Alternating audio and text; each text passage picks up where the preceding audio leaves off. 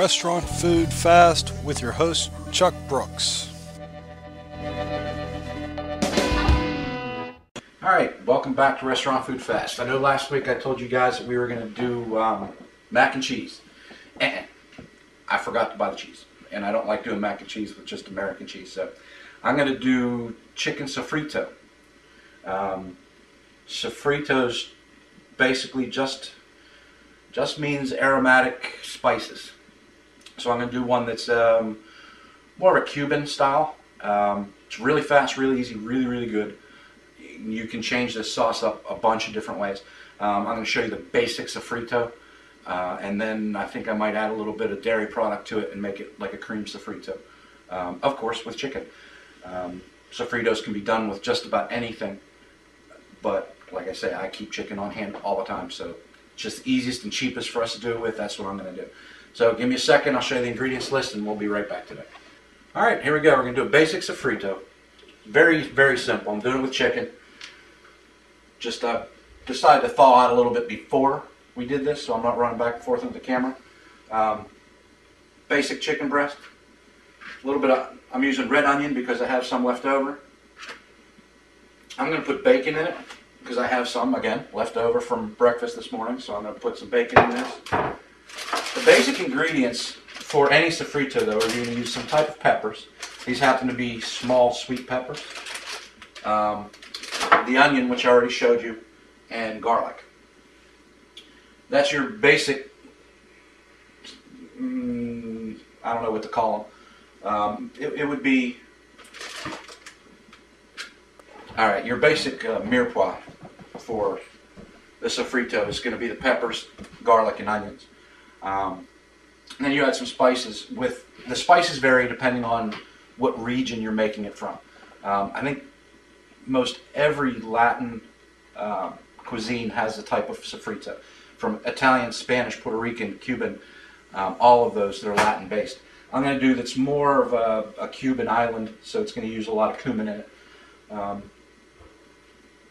Some black pepper, salt. I'm going to use a little bit of milk. I'm going to make this into a cream. And that's pretty much it. It's real simple. And we'll get back to it. I'll show you how to cook it all up. Alright, we're going to start with the sofrito. And basically I'm going to process the chicken out. I'm going to do this in halves. You can do it however you like. You can make strips if you're going to make it into a more sauce and put it over rice. You can put it down into little tiny pieces. It just depends. I want to put this more in fillets, so I'm just going to take the chicken breast, cut it in half,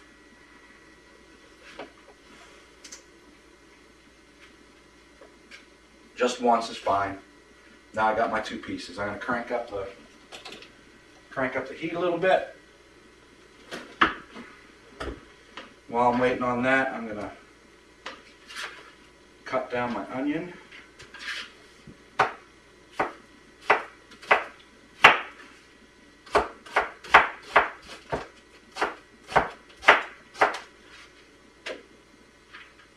This is another one of those recipes that's just really fast. It's real easy to do. It's not real common yet. You can get it in restaurants, but it's not something that's real popular as of yet. And you impress your friends with this because most people don't know what a sofrito is. Like I say, it's a good flavor. It works with a lot of different things, so I kind of enjoy making this one. You can dice up your peppers however you like. If you want big pieces of onion and pepper, go for it. I'm just cutting these into little rings. I kind of just diced up the onion, so it's not, nothing special.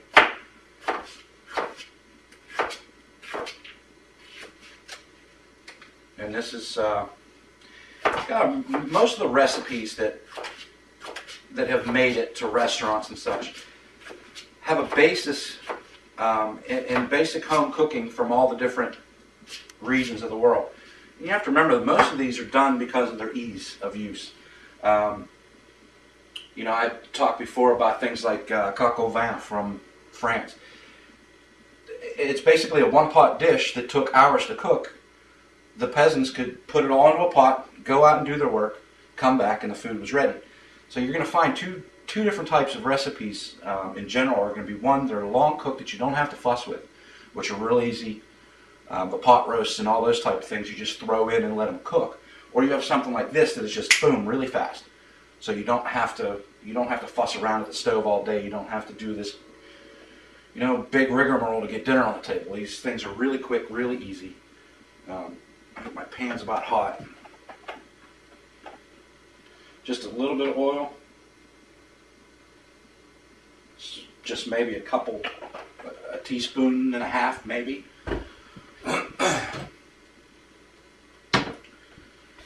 Now I'm just going to take a couple pieces of this bacon, and I'm not even cutting it, I'm just shredding it, just ripping it with my hands. I want to get some of that smoky flavor in with this.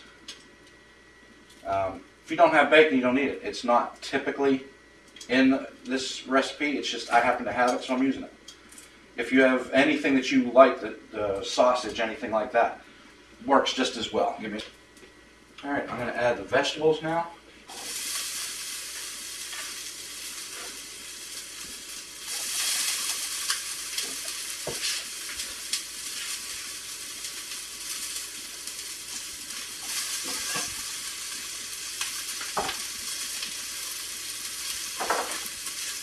And the garlic.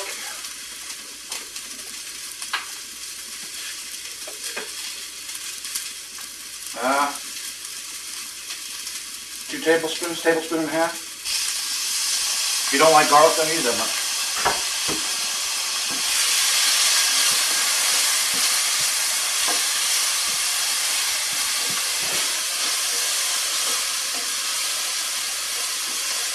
That's something I want to go over again.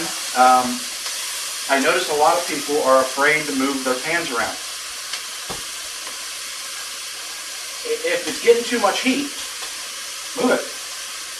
There's no harm, no foul. A couple different things you can do. I noticed the pan was getting real hot. It's starting to get a nice fond on the bottom, the brown bits. It's too early for it to be that hot with the chicken. I'm not going to get my chicken cooked all the way through. Pull it off the heat a little bit, gives you a little more time, and then if you need to stop the browning, basically what I'm going to do is add just a shot of water. This can do two things for you. One, it stops the browning, and it pulls that fond up off the bottom. Now that doesn't work as well as if you would use an acid, like a wine or something like that. Will pull it up off the bottom much better. This works fine for what we're doing, and it stops it from cooking too fast. I don't want it to be done and browned and everything before my chicken's actually cooked through.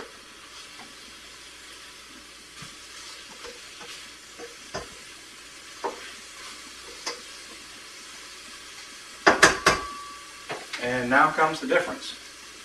Cumin. Cumin is what makes chili powder smell the way it does. It doesn't have the heat. It just has that taste, that smell that is hugely aromatic. And as soon as you smell cumin, you'll know what it is. Sofritos, I like to use a lot of cumin in sofrito. It just gives it a different taste because it's not something that we use in the States a whole lot. It just adds a different flavor to it. It's pretty interesting. Salt and pepper. Now, if you want to juice this and you want it to be really spicy, go ahead and fire some red pepper, ground red pepper, cayenne, or red pepper flakes, or whatever you want to do. I'm keeping this one pretty mild. I'm just putting normal, salt and pepper to it. I'm going to hit it with another shot of water. You could be doing this with chicken stock. I know a lot of people say, you never ever add anything without flavor. It's a very good point. These are quick meals that we're doing. I know the amount of flavor that this is going to have is going to be enough. Sometimes if you add things, I want the taste of the vegetables to come through. I want the taste of the peppers and the onions and the cumin. If you add stock to it, it's going to change that flavor a lot. So in this instance, I prefer to use a little bit of water as opposed to something that has the taste. Now, I'm going to get a shot of this because this is basically it. This is done.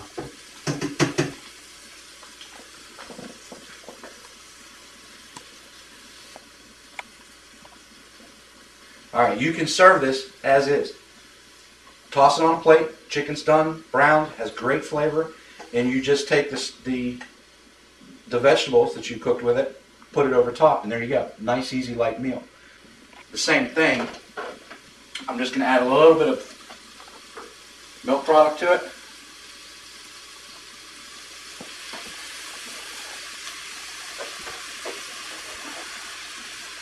So I'm making like a creamed sofrito sauce. And what I'm doing is just put a tiny bit, as you can see, maybe 1/8 of a cup. And I'm letting it reduce down. I'm letting the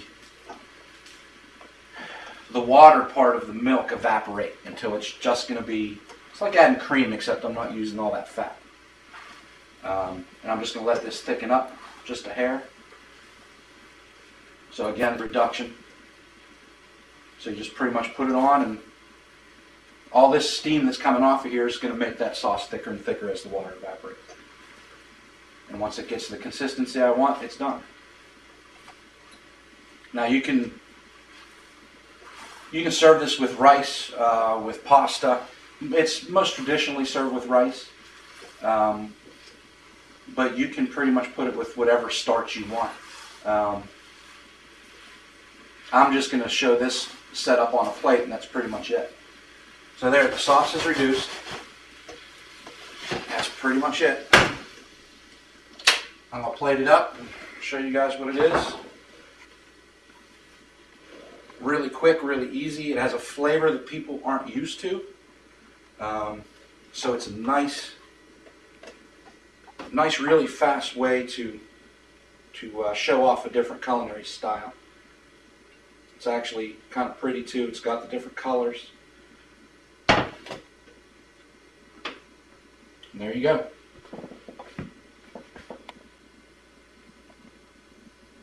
That's a sofrito. It's basically it. You see how quick that was? Really fast, really simple, really easy.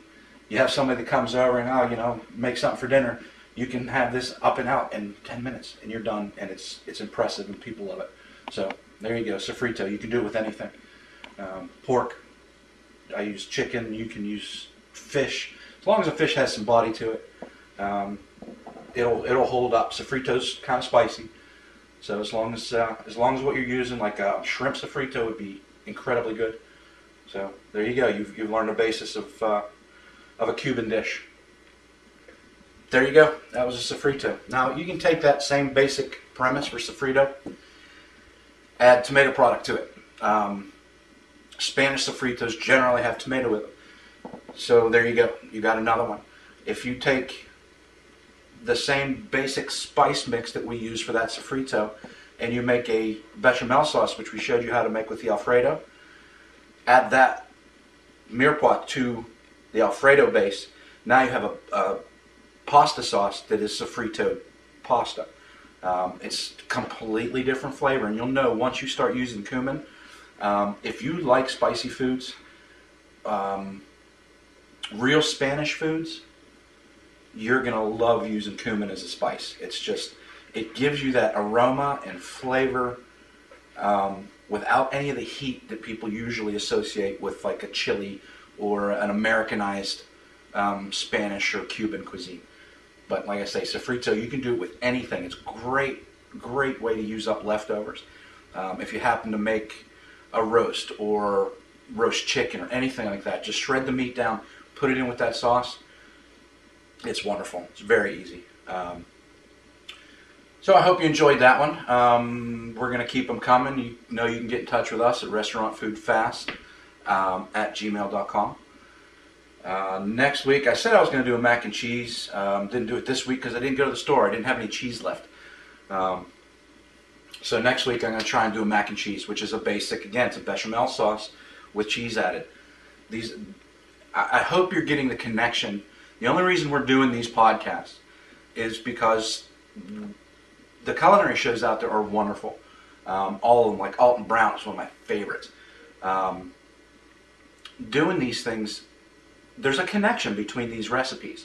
And a lot of people I've noticed, just talking with people that I know, don't get the connection between all the different recipes. So I'm hoping that you see, as we're doing these, I'm trying to show you different steps that'll let your cooking just go wherever you want it to. Because if you've got the basic steps and the basic ingredients and a little bit of spice knowledge, that's basically the difference. Once you have those, you can just sit there and go, okay, this is the texture I want, this is the flavor I want, and you can make it out of whatever you have at home. That's why they have these rescue chefs or the pantry cook. You know, the guy that comes into your house, makes you a 4-course meal with whatever you have in your house. Because once, just like anything else, once you have that repertoire in your head, you can do it with anything. It's really, really easy. Everybody thinks that you've got to be a big-time chef to do this stuff. Anybody can do it. It's really, really simple. So I'm going to try and get to the store. I'm going to show you basic mac and cheese. As Emma would say, we'll show you how to kick it up a notch, just adding a couple different things to it. And I'll show you it's real easy from when you have the base down to do 8 different varieties of it that taste completely different. So I'll see you next week. We're going to do the mac and cheese varieties. And till then, have a good one.